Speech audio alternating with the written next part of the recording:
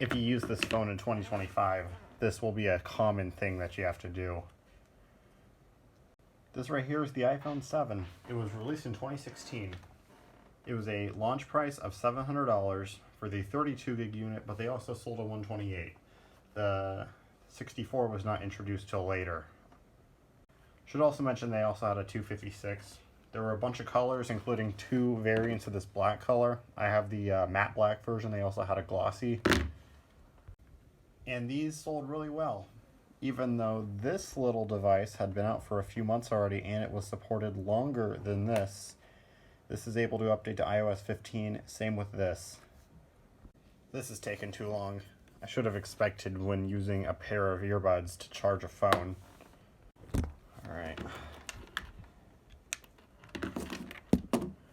Let that charge and I will plug the 6S I'm recording with into these. There we go, hopefully that holds it. This is probably going to take 50 years to start up, so I'll be back when that happens. Alright, so it finally turned on. As you can see, this is iOS 15 without a doubt because of the wallpaper and the rounded maps icon. So let's check this out. I'm not going to show you the version info because it's surrounded by the serial number and everything else, but this is iOS 15.8.4, which is the latest update for this thing. But along with any other version of iOS 15, you'll want to jailbreak it if you want to get the most out of this thing and make it feel like a new device. Alright, with that enabled, we are able to look around the phone now while in a jailbroken state.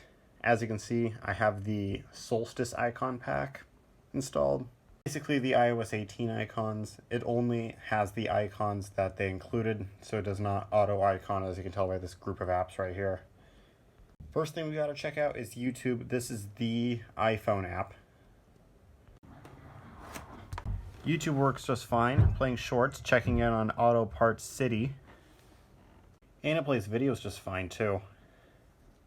Playing Dank Pods. What is that thing he's looking at? But as you saw in the beginning of the video, most iPhone 7s are affected by this issue.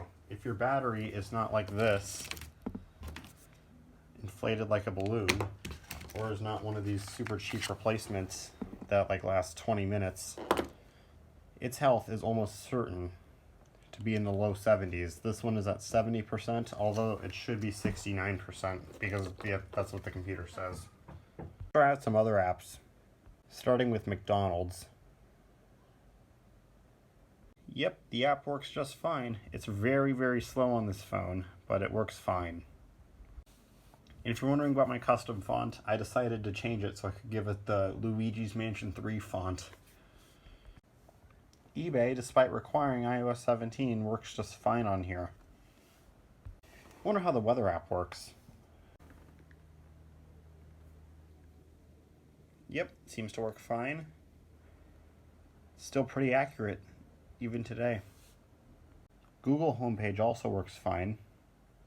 Although unfortunately, if you're a traveler, this phone probably won't work for you because the Southwest app just gets hung here. Same with American. Apple Maps also works perfectly fine. Even works on iOS 10 on the 5C and 5.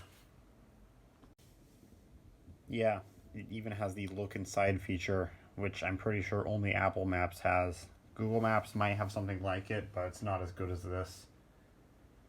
Apple Pay still works fine. I'm not going to open it because I don't want to show you my credit cards, but it works fine.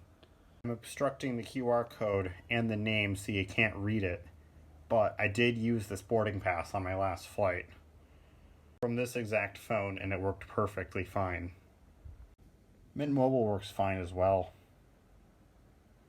Put a Mint trial SIM in and it worked perfectly. Dropbox works. Super Mario Run also works fine. And to finish off this video, let's try out Roblox. I know it does work, but who knows how well it will. The phone I'm filming on is the minimum phone that you need to play Roblox on. Play a roleplay of a certain horror game that's only just been regaining popularity. Update, it's frozen. It's all broken on this phone. Plays fine. Isn't too warm. Actually, it is kind of getting warm because I can feel it through the case. Something you may have not known. Yes, you heard that right. That is the oof sound. So that's about it for the iPhone 7 in 2025. Should you use it? If you have no other option, it's actually a pretty good phone. Otherwise, get something newer like a XS or something, because at least you can actually go up to iOS 18. If you do want to get a 7, please just get at least the 128. I promise you, you do not want to get a 32. So with that, I will see you again in the next one, and bye for now.